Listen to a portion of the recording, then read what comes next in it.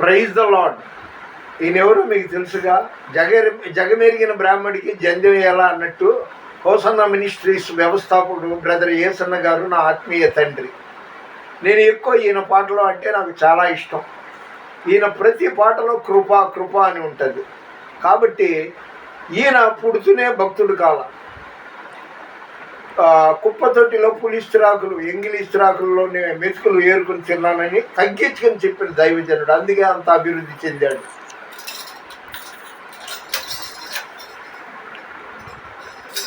ఈరోజు నవంబర్ 27వ తేదీ 2025వ సంవత్సరం గురువారం.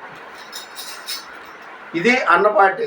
కృపామయుడా నీలో నా కృపామయుడా నీలో నా నివసింపజేసినందునా ఇదిగో నా స్తుతుల సింహాసనం నీలో నివసింపజేసినందునా ఇదిగో నా స్తుతుల సింహాసనం కృపామయుడా. ఏ అపాయము నా గుడారము సమీపించనీయక. ఆమేన్ ఆమేన్. ఏ అపాయము నా గుడారము సమీపించనీయక. నాపై నా నిండుగా ఆత్మవర్షము కుమ్మరించు. నాపై నా నిండుగా ఆత్మవర్షము కుమ్మరించు.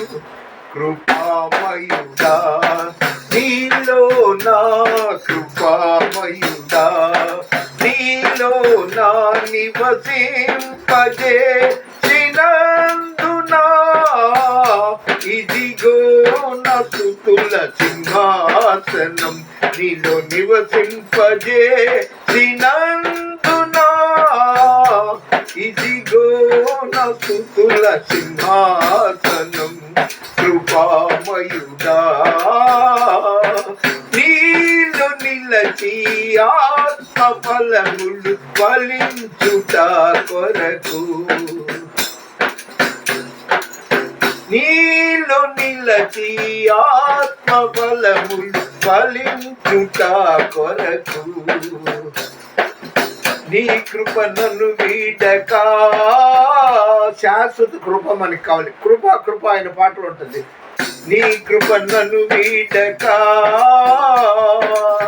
శాశ్వత కృపగా మారెను. కృపామయుడా నీలో నా నివసింపజేసినందునా ఇదిగో నా స్తుతుల సింహాసనం నీలో నివసింపజేసినందునా ఇదిగో నా స్తుతుల సింహాసనం కృపామయుడా. హల్లెలూయా. మరి నా ప్రార్థనలో ఇవాళ ఒక క్రొత్త విశేషం దొరికింది. కే శ్రీను. కే అంటే కొమ్మినేని శ్రీనువా లేకపోతే కారంపూడి శ్రీను మీకు అనవసరం. వాళ్ళ అడ్రస్లు వాళ్ళ పేర్లు వివరాలు చెప్పను. ఆయన పేరు శ్రీను.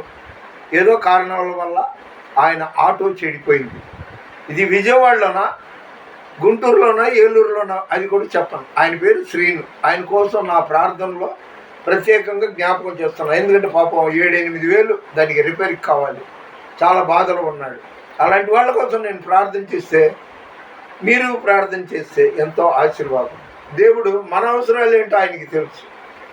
పోతే ఈరోజు వాగ్దానం, దేవుని వాగ్దానం 27వ యెషయా 41:10.